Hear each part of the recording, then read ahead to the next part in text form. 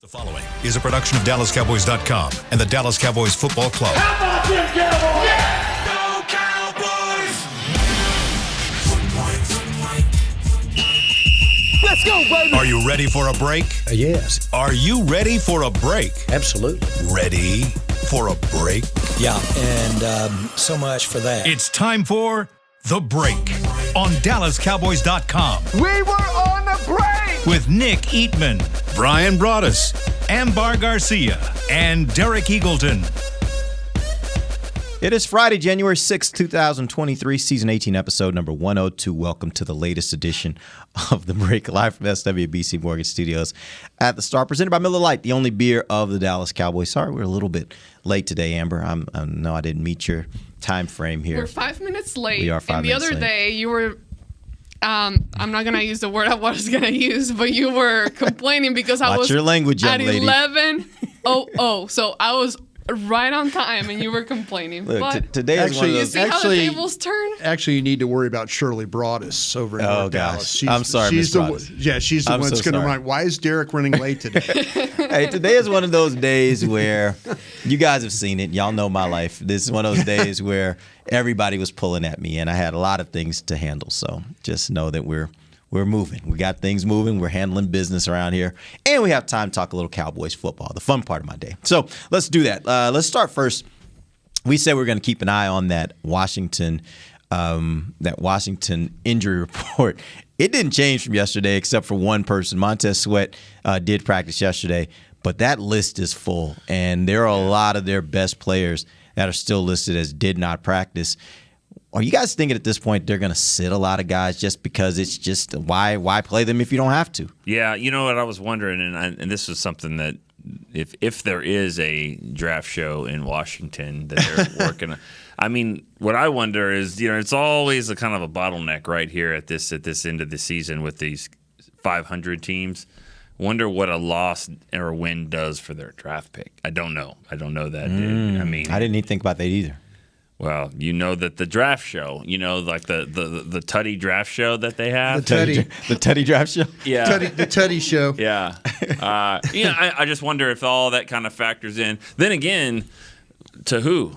I mean, the coaching staff, they need to win some games. I don't know if they're going to be around to benefit that. I mean, there's a lot going on with that organization. Like, there's a lot of people that probably worried Forever. like what's going to be going on They're with about to them sell for a next team. year. Yeah. So, there's a lot of questions there. So New stadium? Maybe? Hasn't that been kind of discussed? I like that.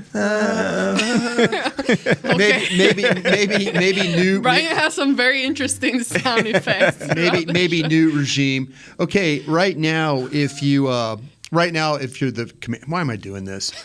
You're the Commanders. You're sitting in the 14 hole. You're 7-8-1. Behind you are all the 8-8 teams. That's Pittsburgh. Who's ahead of you? The head of you are the 7-9 Jets. The Houston Texans at 12. That's a pick from Cleveland that they've got. The Titans. Those records, though, the teams that are ahead of them, are they like one game ahead of them? So if they lose this weekend, they kind of maybe jump some of them? Yeah, what happens is, okay, say everybody ahead. Let's go Philadelphia. Well, you got to hope that New Orleans wins, actually, because that would make them 8-9, because Philadelphia has their pick. Yeah. Right now, that's sitting as a 10th. So Philadelphia, I thought at one time that was going to be like the third overall pick. Yeah, I mean, Saints, we're better off. Yeah, Saints have rallied. Thank gosh, they've rallied. And so you need them to win this weekend to get 8-9, and then drop that thing down a little bit lower. But yeah, so you got the 7-9 Saints, the 7-9 Tennessee Titans, the 7-9 Cleveland Browns, and the 7-9 Jets. So if you win, that makes you 8-1.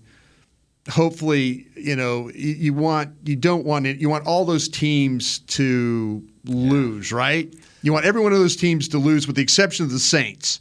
You don't want the Saints to lose because Philadelphia has their pick. Yeah. If you're that type of person, which I am. So like 12-18 is kind of where they could be. So they could go up another 2 or 3 spots. They could also fall a significant number of spots. Well, that's right? what I'm saying. Behind them, say, for example, those teams like, Pittsburgh, Green Bay, Detroit, all those guys, they all lose.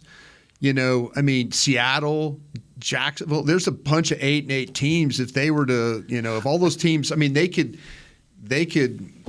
There's a situation too where they're, I think what they're going to try to do is sort of like a preseason mentality. Not, you can't rest all those people, but you go into it with like, we want to see certain things, and if we win, we win. But we want to see certain things. Sam Howell. Yeah, Sam Howell. Yeah. Knowing that this may not be our best chance to win, but it's more important to see certain things. It gets down to it. They're going to go for 2 to try to win the game, stuff like that. Well, you'll definitely see that. If it's tied, you're not going to see, like, let's go overtime. It's like, let's just win this game. So I don't know if it'll get that close. What do you think is kind of like the mood and the vibe between the players in that locker room for them right now? Yeah. I think it's probably hey, man, what you doing next week? That is the biggest question. I actually was writing our gut feelings right, and I said, getting in the locker room, their psyche for them, that's the biggest thing. Do we just play loose and fast and say, let's go win this game, let's beat Dallas, and let's get in, or do we say, well, you talk about this all the time, Nick. It's really also about not what happens on Sunday, because on Sunday they may play with a reckless abandon, like it's the last game of the season, just go out here and have some fun. What are they doing yesterday? Yeah. What are they doing Wednesday? Mm-hmm. Like, that's when you win, or that's when you lose these kinds of games. If you're Washington, do you give it the same amount of preparation during the week leading into the game, knowing that the game doesn't mean as much for you? You might have lost it Monday night when you saw that kid laying on the field. Well, that's what you wonder about a lot of teams. Yeah. If you're not playing for anything right now, you're thinking about Hamlin laying on the field, and and what everybody's going through right now with that. And you're sitting there, and that was an accident. I mean, it's I'm not saying it's part of the game, because we haven't seen it as part of the game, but it happened. And now as a player, you're thinking, when you saw the ambulance rolling, and we had Tank Lawrence on yesterday, and we asked him about it, and he on 105.3 The Fan, on the Fan, and he was saying, listen, you can't think about that, because you got to play this game. You can't let that thought of what you saw Monday night creep into your head, because you can't play like that. You have to play, with a focus. And I wonder if there's not just the Commanders. I wonder if the other 18 teams that are not looking at playoff spots right now are just saying, well, let's find a way just to kind of get this to the end of the season. And am I going to take that chance? Am I going to dive for that ball? Am I going to put my head in there to try and make a tackle? I think that especially it's hard, because when it's over, it's over. But after what everybody saw Monday night and going through this week, I think there's a lot of guys out there that are probably thinking about, just let me get to the green trash bag day where I can put all my stuff in and go home. You know what I would expect, Brian? I would expect that may be a thought for a series or two. And then I think muscle memory takes over. Because these guys have done this. Most of them have been doing this since they were, little kids. Oh, no question. And so once they get into the game, I think a lot of that stuff fades away, and they just play as they play football all their lives. But I do think you're right. I think right now, it's something you probably new. say on Thursday, on Thursday and Friday, there's probably a lot of players in the NFL who are thinking about that. Yeah. And obviously, maybe thinking about it a little different today than they were thinking about it on Tuesday. Yeah.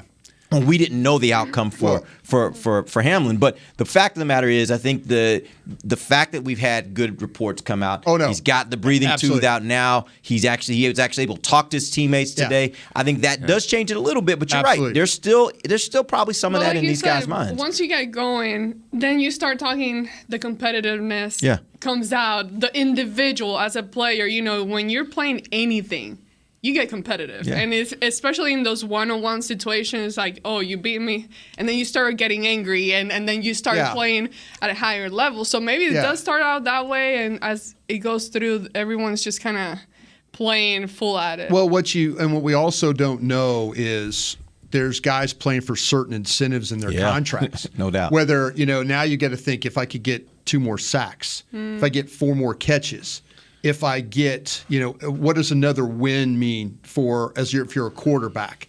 What if you're one of these backup quarterbacks and you're trying to win?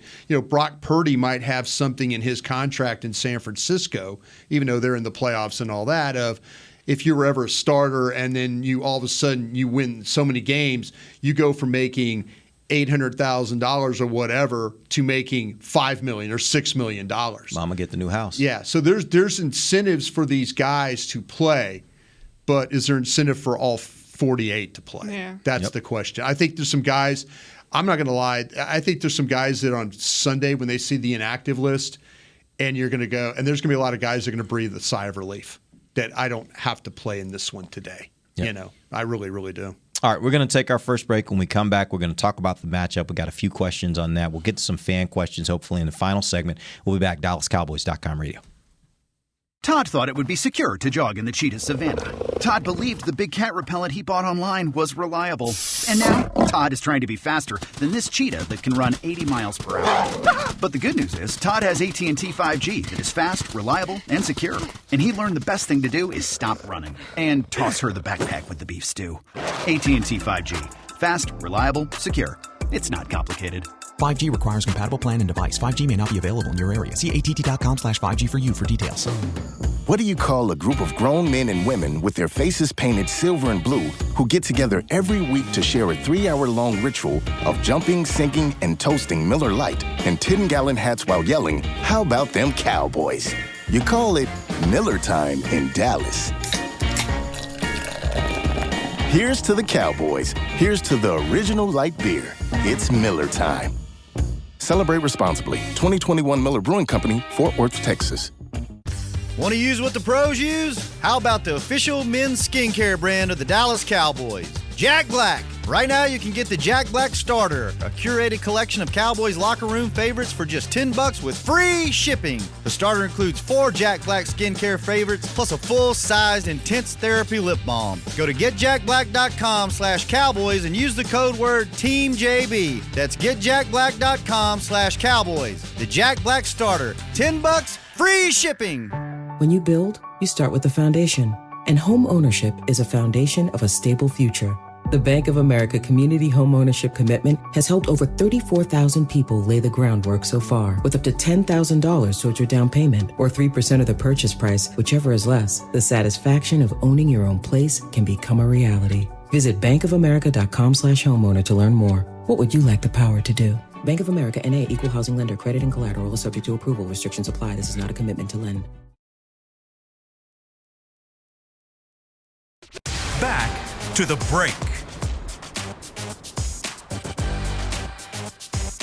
Vote for Jimmy. We also call him James, right? But his name is Jimmy. Jimmy, the fan. It's right. He needs to be given the ultimate title of NFL Fan of the Year, presented by Captain Morgan, by casting your vote at NFL.com/fan of the year.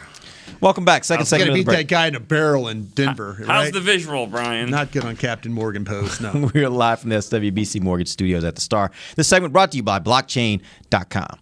Let's talk about the matchup, Cowboys versus Commanders, happening this Sunday. Brian Robinson, starting running back for the Commanders, is still on their injury report, has not practiced this week. Antonio Gibson has been moved to IR, so he's definitely not playing. Their top 2 running backs.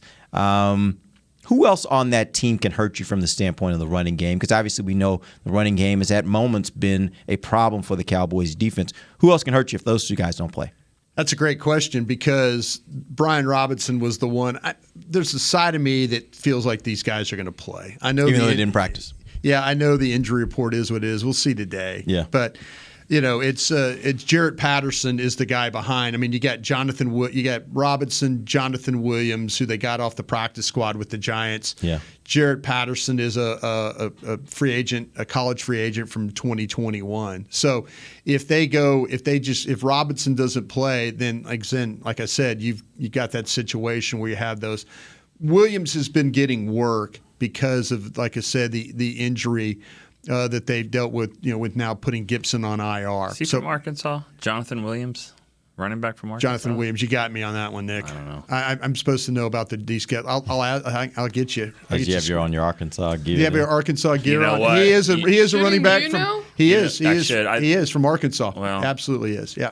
So you're right about him. Hey, wait, real quick. While we're talking about running backs from Arkansas, I want to say prayers for Peyton Hillis. Absolutely, Man, too. That's a scary, scary situation going on there. He's in the hospital right now, unconscious, but I think the signs are that he's doing better. Oh, so he is unconscious. He is still unconscious, but a very heroic thing that he did to save his 2 kids in the ocean and in Florida. But those that don't remember, Peyton Hillis was a running back in the NFL back in 2010-ish. He was on the cover of Madden. I know he was on the cover of Madden. Had a really phenomenal season there before he was on the cover of Madden. So he had a minute there. Was he with Felix Jones at Arkansas? Oh yeah, they were the 2 running backs. Three. I mean, let's don't forget. I forgot about the best of the 3. Yeah, McFadden, Felix, and Peyton Hillis. They were there together from like 2005, 6, and 7. Yeah, and the fans were so mad because they didn't throw the ball very much. But that's kind of why. Offensive coordinators will never get the benefit of the doubt. To change that up a little bit. Jonathan Williams. Yeah, Arkansas. Good run. By the way, yeah, shifty. Yeah. So he's big. He's not going to keep you up at night. I mean, be all right. But that's there. If I just don't know. I know their injury report looks terrible right now. I just don't know if they can. If they think this might just be. I just think they're listing guys myself. We'll see if they practice today. Yeah. We'll see if we mentioned Curl, St. Jude's, Allen. Those, if you're a Cowboy fan, those are the ones you don't want to see play. Yeah. I mean, Brian Robinson at running back is really, really good. Yeah. But if you want to have that ability to move the football, no Jonathan Allen, no Curl, and no St. Juice would really, really help your cause. We've done this before with the Cowboys O-line. I mean, what do you think left to right? How do you think that's going to shake out this You don't think it will be the same as what it's been the last game? Was it what it was the last game? At the end of the game? Yeah. With Tyler Smith at left guard and Jason Peters. I mean, I just don't know how long they're going to go with Peters. That's my question is how, starting lineup's one thing, but like, and then what happens? I mean, it's one thing to get through the game like that. You're like, okay, Peters, Tyler Smith, McGovern, and then Zach and Tyron. But for the whole game, if you know it's not going to go the whole game, then what are you doing? Are you moving things around? See, Farniok, is he involved here? Farniok is. I got word this morning that he's going to need probably all the practice time that he can get. 21 days. Yeah, that's what I was hearing there. So when Peters is tired, what happens? What Do you not think that Peters can go a full game? I don't think so. I would worry. He just never has been in that position. I mean, I don't know that we know it, right? But even from the amount that we have watched, it as the game goes, I think you can notice him kind of just not giving up, but the changing, like the quickness, the how quick he's moving. Sloppy. He starts getting slower. Yeah, that's a good word. Starts falling sloppy. down. I mean, if you had any confidence in Josh Ball at all, you would move Tyron. Well, Sorry, that's what I'm saying though. I mean, maybe there's some time where you would give Jason Peters a series or 2 off, but you're trying to win the game. But if you're going to do that, or you is Ball better suited on the right than the left, right? Then you start worrying about, like, should you be moving Tyron back over to the left side? That makes me wonder those are some questions. See, I wonder, like I say, what your situation is with, do you move? I mean, I don't have an extra guard right now. Yeah. That's the problem. And because I could say, okay, we're going to take Peters off the field by kicking Tyler Smith back out to left tackle and then plugging somebody in at left guard. Well, they do have an open roster spot with James Washington being released, so they can bring somebody from the practice squad that is out of elevations. Well, that's what I'm saying. Like somebody out of elevations, like Shipley. Dakota Shipley. Dakota Shipley's been a guy that they brought up and down. What about Collins? Avante Collins. Where are you going to put him, on the left side? Well, that's what I'm saying. You could play him at guard. You play him at guard, and then you move. You move Tyler Smith outside. What about that other center they had? I mean, I should know this. Brock Hoffman. Brock, yeah. Yeah. I mean, he's a backup. That's kind of where you're at right now. That you're trying to. I think everybody's concern about Jason Peters playing a whole game is legitimate. Yeah. Because I do think he slows down during the game. I think he's a much better pass blocker than he is a run blocker right now. And I mean, when the run blocking, when the ball goes away from him, because I just don't think he has the foot quickness to make those blocks. So about that Jonathan Allen playing in this game, yeah, it kind of be nice if he doesn't. Yeah, they caught a break circle with the Titans big guy Simmons, Simmons that was out, and still didn't block very well. Right? Yeah. It's not going to be easy. I mean, they're going to have to. The thing you worry about is how many snaps does Jason Peters have in his body? How many snaps at 40 years old does he have left? And so it's with Biotish being out, I mean, it kind of really not only messes you up at center, but it messes you up at guard and it messes you up at tackle, because what if you use up all of his snaps in this game and then all of a sudden he has to play in the playoff game? And then now it's like he's beat down. Now he's I'm really concerned thinking about the playoffs and what that might look like if Tyler's not ready. I'd rather play someone else at center. Honestly, now thinking about all of that, put everybody else back to where you normally are. Back to where you are, and let's just play another center. I kind of agree with you, because to me, I look at that and say, I think I can manage that a little better. Yeah. Now, let's also assume, like, if you're going to play Vita Vea and the Bucks in the first round, I don't know how I feel about that. Okay, let me get but against Washington, center. maybe I think no, that because might be because like you said, Biotish is going to be close. So it's going to be close on Biotish. So let's get McGovern the snaps, figure out the guard. McCarthy said yesterday, and was he being cryptic about his, like, there's going to be some lineup changes, or was it just the fact that McGovern's going to play center? See, that's the problem. That's if maybe this whole thing, maybe they are thinking, I don't know. We need to ask or find out. Is Dakota Shipley, do you feel confident enough of him playing center and keep everybody the same? Keep the tackle the same, because the thing I worry about, like I said it before, and I always repeat myself, it's how many snaps can you get out of a 40-year-old body there? Yeah. I mean, especially at that position. And again, if you're going to need him for the playoffs, do you just going to use him up, in this game? But you got to try and win this game. Got to win it. You got to try and win. So that's the issues you're dealing with right now. All right, let's move on. Let's talk about the cornerback position. Right now, we've seen over the last several weeks, I think, Deron Bland and Nahshon Wright have, in my opinion, played some pretty good football. Certainly much better than what specifically Nahshon was when he first got into the role. I think he's improved. That being said, what do you guys think right now is the difference between Brown and Lewis and Bland and Wright? Other than their names? Other than experience just recognition of what routes are and what to expect. Oh, I've played him before. Well, factor all that stuff in and tell me what you think the difference is in their ability to be able to do the job. Oh, ability to do the job? Yeah. Tackling. Yeah. I mean, I think you got better tacklers in Wright and Bland, and that's one of your hopes. We've seen teams, Buccaneers, first game, perimeter runs. That's kind of where all this started, because you were playing soft on the edges.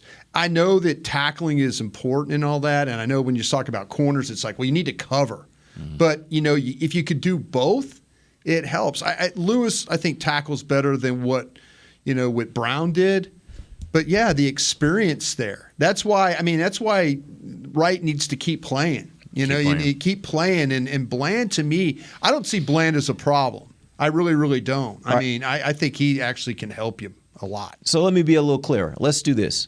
If I put you on a scale of 1 to 10, and you said 10 being the best, and you said Brown and Lewis are a whatever, give me the number for Brown and Lewis, and then give me the number for Bland and Wright. 7 and 6. 5. 7 and 5, 7 and 6. Yeah, probably around there. I'm just thinking. And Wright's bringing that down a little bit because Bland is playing great. I just think Wright. So then would it be the same? Like if Bland is that's why better, I said let's 7 say, and 6. I mean, are you saying Bland is better than Brown? Playing better than Brown was?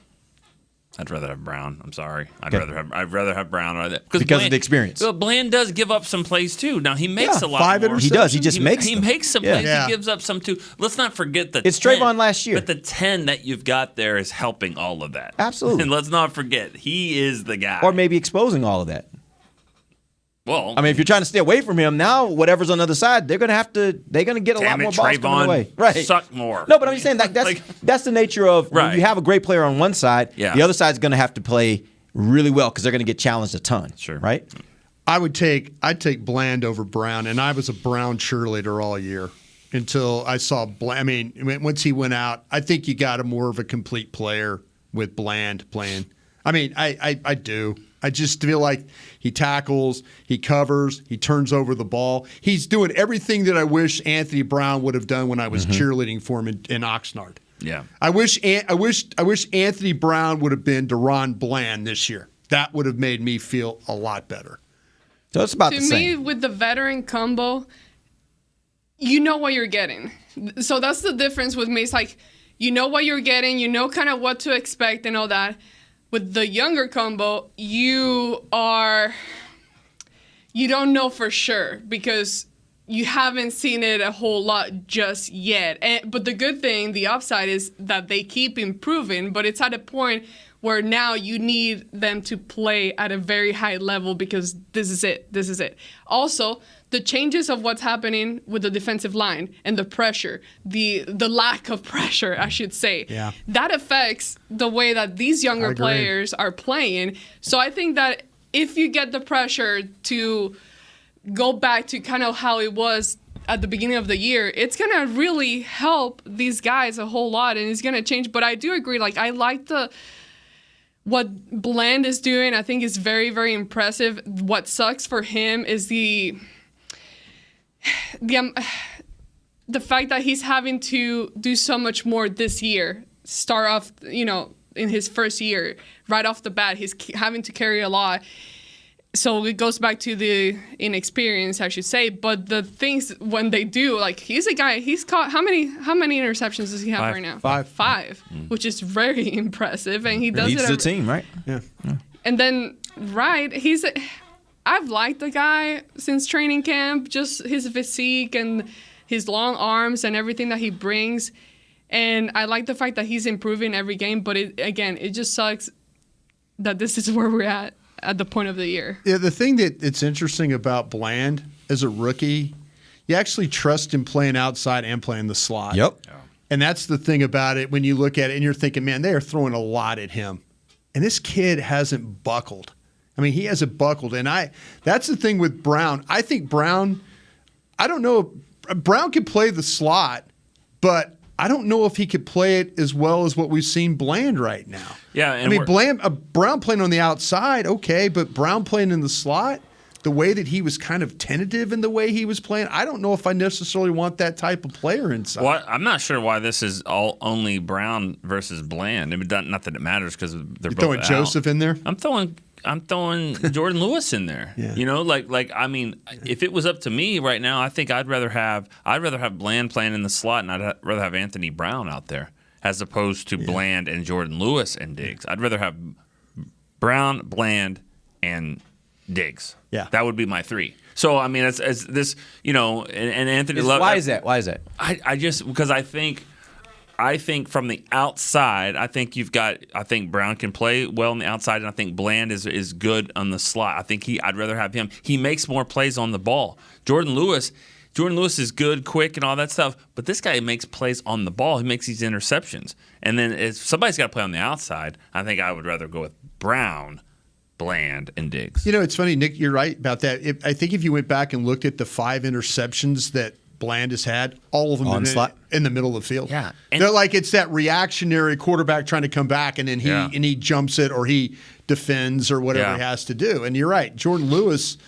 wasn't always being that type of a player there. So I think Bland's a hell of a player. I like all four of them. Something that is impressive to me is given the fact how young he is, you look at some of these plays and it's like he extends his arms to go in front. Like he's like the knowledge, the awareness that it's not like, don't go through. Yeah. Like he could be behind the guy or something, but he like somehow gets in front of him to make the play. And that to me is something that you don't always see with like a rookie. Yeah. Well, he's strong enough too to wrestle the ball away from guys too. I mean, he's had some interceptions where he's had to fight as he's doing what Amber's talking about to like get around, and so you have a strong guy pulling a ball away. I think that's a big thing too. He had that one game against the Packers where he was on the wrong end of a couple of those big plays, but that was the game that Anthony Brown got hurt. And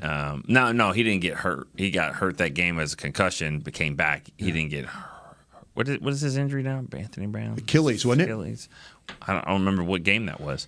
I know it was on the there. Oh, it was Minnesota? on the sideline. Yeah, it was on the sideline against the Colts. Colts, I believe. that's right, Colts. Yeah, but Bland is not really playing like a rookie anymore. I mean, no, he's had some of those moments, and then now he just keeps getting better and better. I mean. Darren Woodson in his press conference yesterday just took time to he didn't know him exactly by name, but he knew the guy that's making the plays. Oh, yeah, I think if this conversation turns to what do you do next year, there is no scenario under which I think Bland goes back to being a bench player. Like to me, he is a starter. Yeah. And that is not just the nickel. That is, he is a guy that's out there as your top two cornerbacks. Well, and then you figure out how you want to make that when you go to nickel and whether he slides in or not. But to me, he's one of your top two cornerbacks. Well, listen to the draft show because I've already scouted about 60 guys and 8 of them are cornerbacks. Let's go. But that helps. I mean, and obviously when you win on a guy like that, I mean that helps. I'm not saying you don't look at corner. I mean, you certainly could look at corner. You could never have enough. Ones, but I mean, you don't have to necessarily. You don't have to jump into the draft and go, got to have a corner like that year that they did a few years ago. It does make things very tenuous, though, for Kelvin Joseph. When you start looking at going into next year, the fact that these other two guys are playing pretty well, certainly Bland's playing well, Nashawn Wright seems to be getting better. Is there going to be a next year? Well, that's my point. Like, it becomes very tenuous for him. Stop looking at me like that, Nick. I know what you're thinking. But, yeah, no, it's very tenuous for him. And I think I don't know how he even works out of that because unless somebody else gets hurt this year, he probably won't see the field on defense very much for the rest of the year. I think it goes without saying, and probably what I'm thinking about this, but as much as it is, as much as he needs to prove that he can be a good cornerback on the field, and that maybe that happens in the playoffs or whatever, when the season's over from February to August, he needs to prove a lot as well. He needs to prove probably more then than he does on the field, and they both need to be, the maturity needs to happen. So if he gets that opportunity, those months in the summer and spring, they're more important than anything he could do on the field, in my opinion. All right, we're going to take our final break. We'll come back. We got some questions we'll roll through, and then we'll get to our predictions. It's DallasCowboys.com radio. The season is finally here. For months, we've been gearing up to win. Now it's time for the team that performs on any field, United Ag and Turf. With John Deere Zero Turns for mowing, compact tractors for loading, mini excavators for digging, Gator utility vehicles for hauling, implements for grading, hay tools for baling. United Ag and Turf, for winning. The official Ag and Turf equipment supplier of the Dallas Cowboys. Visit UnitedAgAndTurf.com for more. Todd thought it would be secure to jog in the cheetah savanna. Todd believed the big cat repellent he bought online was reliable. And now, Todd is trying to be faster than this cheetah that can run 80 miles per hour. But the good news is, Todd has AT&T 5G that is fast, reliable, and secure. And he learned the best thing to do is stop running and toss her the backpack with the beef stew. AT&T 5G. Fast, reliable, secure. It's not complicated. 5G requires compatible plan and device. 5G may not be available in your area. See att.com/5G for you for details. This week! Did you get to work on time? Yeah, but I just realized it's Sunday. Little Sweet says head on home. Dr. Pepper's on its way. So sweet, unique. Baby, there's nothing better. I bet you've probably done something that deserves a Dr. Pepper. Did you invest your nest egg in an NFT? Yeah, and I don't even know what that is. It's a non-fungible token. Everyone's done something that deserves a Dr. Pepper. When you build, you start with the foundation.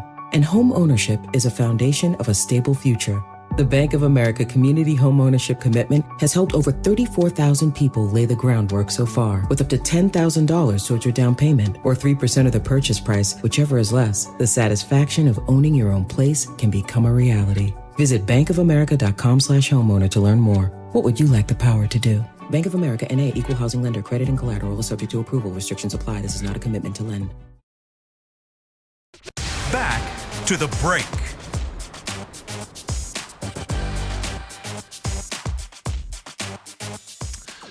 This is How We Country. Country music's party of the year is coming to Ford Center at the Star in Frisco. The Academy of Country Music Awards are always bringing you the country music's brightest stars together under one roof. No one does country like Texas. Witness history on May 11th with Derek. To get your tickets at SeatGeek.com. Come on. You going to go to the ACMs? Yeah, I mean, that's another way of saying ACM. The CMAs, sorry. CMAs. Oh, yeah. CMAs. We've hosted this before, haven't we? We have. Not really. I don't think it was at Star. It was at Stadium. Was it? Yeah. Who are you excited to see? Who's going to do it for you there? Is it like Dierks Bentley, somebody like that? Nah, Dirk's ain't my guy, but I don't know. I'm Kenny just trying to Chesney? think. I got so many He's that a I like. popular guy. Yeah, he is a popular guy. That's one I kind of like. I like a couple of his songs. I listen to it. I'll run, but yeah. Garth? Not really a Garth fan. Okay. No. Calling Baton Rouge is one of the best songs he's ever written. Yep. Yeah, it is. When you think of George, you'll hear it when you're in the SEC. When you think of George, though, is there a George? No. Pickens, Steelers. Good player. Good player. Yeah. Football show. Exactly. Football show. Football show. All right, let's get back into it. We got some I questions. was leading you straight to the answer George there, Jones. but I didn't. No. George Jones, Kinda- George Strait, No, George yeah. Dukas. Cool. Who? He's not good. Okay. But, All right. I have not heard of him. I've heard of George State. All right, let's Well, get that's back all the into some time we have questions. for today. We did that yesterday, right? By the way, I got a couple of tweets though. People were like they really enjoyed the show. They loved the story time yesterday, so we need to do that. Maybe a little take some time. I'm all for do Nick. some more stories. I think Nick and Mickey would have a really good show together. Like We've done that Storytime before. Show. We've done that Storytime before. show. We called it. What do we call it, Nick? Live from the ranch or nights at the ranch? Something I don't remember. Is that when you walked out? No, he literally I did left walk the out. show. I did walk I'm out. never one doing this time. show He again. left the show, and Mickey- nobody even Mickey's noticed. got some stories and now. nobody even noticed that he left the show because Mickey was It was on one. 6:38. They did not notice he was even It there. was 6:38. The show started at 6:30. I hadn't said one word. And for those that don't know Nick, This was just like Nick you grows and Mickey. impatient. Mickey just kept going and going and going, and then said this, and I'm out. I was out. And for those that don't know Nick, he gets got impatient. stories, and man. when he gets impatient, he tends to sometimes overreact a little I bit. mean, just a little Check bit. out. Hey, y'all overreact Hold sometimes. on, Statement. hold on. Y'all know me. You better get to these fans' questions. I know, You're right? pretty surprised. You'd be surprised. 8 minutes was. I mean, that's probably longer. That's probably than you longer than I thought would have thought. Yeah, probably about 4 minutes. I'd have been like, your toe starts tapping. Like, what are we doing? Why am I not talking? Starts looking at that phone. I didn't have one back then. All right, let's get some If questions Nick here. rubs his face, you know you have a problem. Hellman the eyebrows, Nick the face. Question Right from there, that's it. Frank Choppa. He says, has Whoa. T.Y. Hilton moved up to the number 2 receiver, or is he still the number 3? I think he's 3. I think he's 3. He's 3.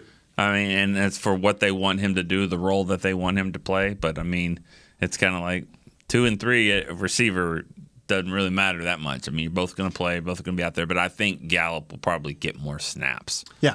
Outside, inside a little bit. Yeah, but you know that number 4 will find that number 16 if he has to. Yeah. I mean, he's in the balls he's thrown his direction. Generally, really good things happen. Mm-hmm. So that's something. Yeah, if you want to say he's the 2 or the 3, doesn't matter. 4 is going to find him like he's 88 out there too. Yeah, Jay Novacek was never the 2 or the 3, Yeah. but Aikman tried to find him.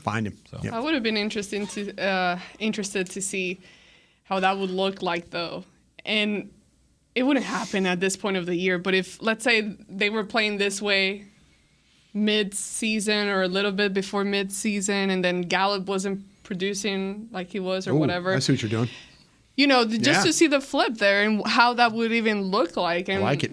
Maybe it would open things up even more for Gallup and having other types of opportunities that way. I don't know. Yeah, the one thing I would be considerate about is Hilton has in his career, he's had a lot of those soft tissue issues. That's a problem. And for me, I'm like, I don't want to risk losing him by giving him too much. So keep him in that role where you're managing his reps.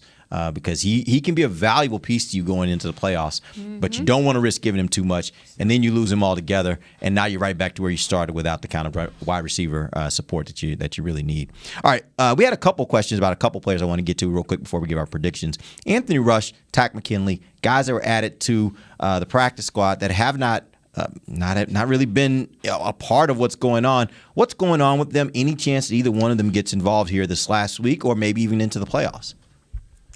I think it's going to be hard McKinley to play because I think they like the rotation they got right now with what's going on at defensive end. So I don't see that. I think it's one of those things. He's insurance? Yeah, just be ready. Be ready if something happens. I mean, you're dealing with something with DeMarcus and his foot, knock on wood, but that's the whole, he doesn't practice very much, DeMarcus. So, something might happen where you might need one of these defensive ends. I just don't see him playing anytime soon. I mean, honestly, if he's not going to play when Sam Williams gets in a car wreck on Friday and is ruled out, and you have a chance to elevate him on Saturday, that would be the one where I thought, well, okay, McKinley would play here. But because they've had issues on their offensive line and they've got to get these linemen up in there, he hasn't had that opportunity. But obviously, if you're doing what you need to be doing in practice and you're showing what a first round pick looks like, then he would have played.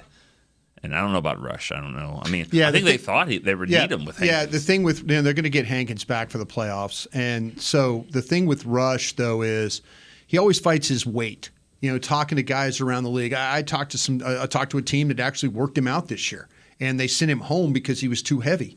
He couldn't make it through the workout. So I think, again, Will McClay, Jerry Jones, Stephen Jones, they protect themselves in certain spots. It's hard to go out and find these defensive linemen or offensive linemen, when it's late in the year. So having them available, working to get him in shape and all that. I don't see Rush playing this week or McKinley or any of those guys. They're just insurance policies in case something happens. But with him, I think it's really more about his weight and just trying to kind of making sure that he's in shape if they have to play him. All right. Let's go ahead and move on to predictions. What do you guys expect to happen this weekend? Cowboys versus Commanders. I think what Washington does, is going to be interesting. I think that they'll have some energy. I think with the quarterback, and I think he'll do some things. But overall, Dallas will probably score some points like they have been scoring, and so I think it'll be kind of a weird game for a little while. But I think the Cowboys will win. I'm going to say 30-21. 30-21. I had in my head like 36-14 or something like that. Two things that I'm going to be interested in. One, how many starters actually play. Two, for the Commanders? Yeah, obviously. Yeah. But obviously, yeah. quote unquote. But also curious how the defense reacts to the young quarterback where they don't have any really tape just yet, and how that even, the good thing is that they know ahead of time this is the guy they're going with, but is that gonna change? I'm impressed by everything you talked about him and, I like this his guy. college career and his ability and all that. So curious to see how the defense reacts to a guy that they don't have much to prepare with. Yeah. Or from. Yeah, I think this is going to be a close game.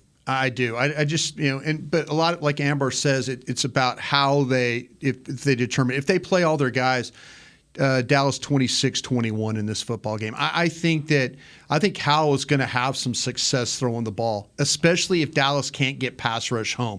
This will be a good opportunity for Dan Quinn to see how the safety blitz, linebacker blitz, kind of get some of that idea of those combinations. But if they don't get pressure on this guy, he can run the ball, he can escape, he can throw the ball well enough. They got weapons on the outside here too. What's your score? 26-20? 26-21. Yeah. Keep that down.